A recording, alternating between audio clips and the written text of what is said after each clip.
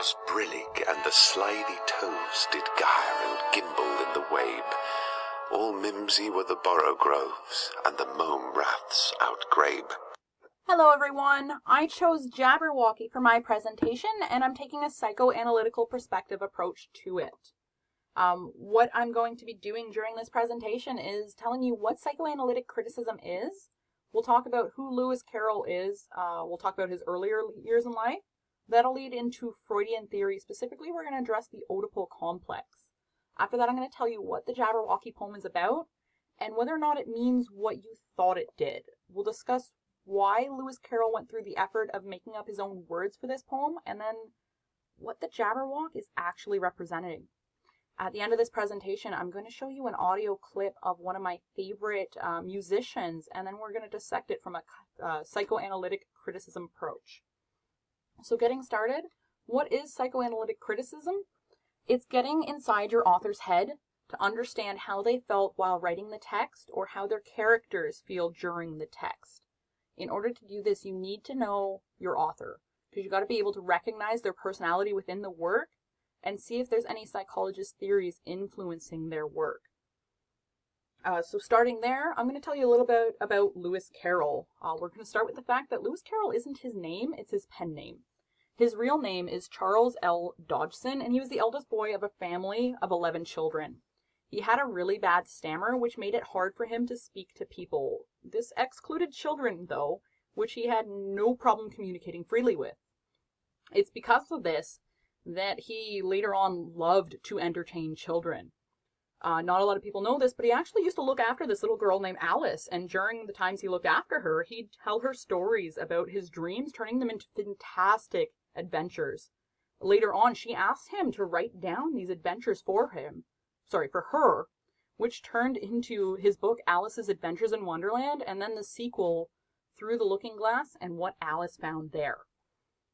We're going to talk about Freud a little bit, specifically his Oedipal complex. So everybody's familiar with Sigmund Freud, or almost everybody, because he was a famous psychologist for developing the Oedipal complex and the Electra complex. The Oedipal complex is the relationship a boy has with his mother. A lot of people assume that it's sexual because most of Freud's theories were, but it's not specifically sexual. It's actually the absence of satisfaction within a boy's life. What happens is he goes through a series of painful disappointments when he realizes that his mother loves more than just him. So essentially, as a child, he realizes that mommy loves daddy too, and daddy is stealing mommy's affection away from him. And then this turns into jealousy and anger towards the father figure. Later on, if it ends up being repressed, if it's left unaddressed and unresolved, which turns into resentment and pure out hatred for the father figure. So getting into how this affects the Jabberwocky. The Jabberwocky is his poem about a boy on a quest to slay the mythical beast known as the Jabberwock. The Jabberwock is the most fearsome and dangerous creature in the land, so the boy decides he's going to go and kill it. And then he brings his head back, going, "Hey guys, look, I killed it." When this is done, they celebrate the Jabberwock being dead, and the boy is happy. This isn't actually what the poem's about, though. If you take a closer look, you're going to realize it's a warning to children about the Jabberwock. They're saying the Jabberwock's going to catch you. When it does, it's going to hurt you. So you need to be patient for the right time, and then you need to kill it. Because if it's dead, it can't hurt you. Carroll goes on to also say, you'll be celebrated for killing it, and then everything's going to go back to how it was. So if you look at the poem, its beginning and end are identical.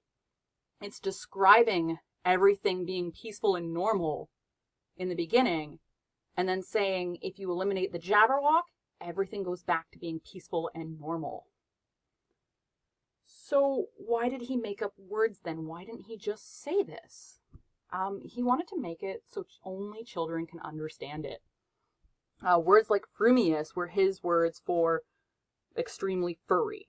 Children make up words all the time when they can't think of the right word. My nephews one day couldn't find out what was better than delicious, so they made up the word fralicious for freaking delicious. Anybody who doesn't know the story is going to be like, what's fralicious? That was Lewis Carroll's theory. As adults, when we read Jabberwocky, we sit there and go, wait, what? Is this English? This probably isn't English. This is just a bunch of gibberish. It's nothing more than nonsense. But children look at it and they're like, I know exactly what you're telling me to do. I've got this. Which brings us to the Jabberwock. What is the Jabberwock? It's actually a combination of the words jab or walk, which is a representation for an abusive father figure. It covers both types of abuse, jab being your physical abuse or walk being your mental abuse, where you would mentally abuse and walk away. This brings me to the Oedipal complex of Lewis Carroll. It sounds more like he was mentally abused. Specifically with the Oedipal complex, it's where daddy was mentally abusing him by stealing mummy's affection, which led to hatred and resentment for not having that affection. So his solution to this was kill it. If you kill the Jabberwock, it can't hurt you, you get mummy back, you're going to be celebrated for doing it, and you get your fabulously joyous or frabjous day with your mom, and everything goes back to normal. So essentially, by using our psychoanalytic criticism, we're able to understand the true meaning of this poem. Not so much as a poem, but as a warning and set of instructions for children. The only way we were able to do this was by getting to know Carroll's childhood and a little bit of Freud. So what I'd like to do now is I'd like to play a media clip that I talked about earlier by my favorite musician, Emily Autumn. And afterwards, we're going to discuss what the meaning behind this was. My next slide has the words for the song I'm about to play.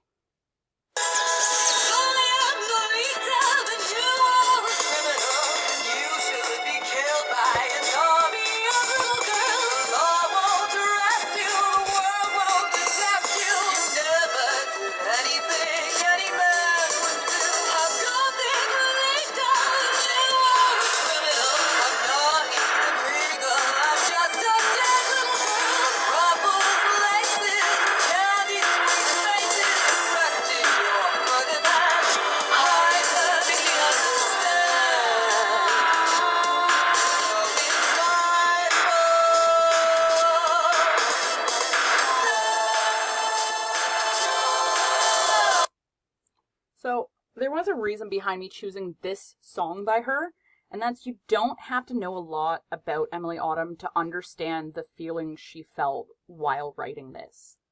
She's telling you about her childhood, how she was abused, by the sounds of it, in a sexual manner as a child, where she thought of it as perfectly normal. She says the law won't arrest you, the world won't detest you. So in her eyes, as a child, nothing was wrong. It was perfectly normal for this to happen. And then she goes on to say that it's her fault because she brought it upon herself. She directed someone to do this to her. But then as an adult, as she grows older, the last word in this chorus is no. So she's saying that I realize this isn't normal. This shouldn't have happened. It was not my fault that this happened. So this is just one of many examples of what can be determined using this psychoanalytic criticism, especially in music, because musicians are literally inviting you into their brain, rolling out the red carpet and saying, hey, listen to what happened to me. I want you to understand. So I hope my presentation was informative, hopefully insightful, especially with Jabberwocky. My last slide is we're excited if anybody's curious. I actually found interesting thing about Freud, actually pretty much his work on the Oedipus complex. And I hope everybody who's watching has a frabjous day. 'Twas brillig, and the slithy toves did gyre and gimble in the wabe. All mimsy were the borough groves, and the mome raths outgrabe.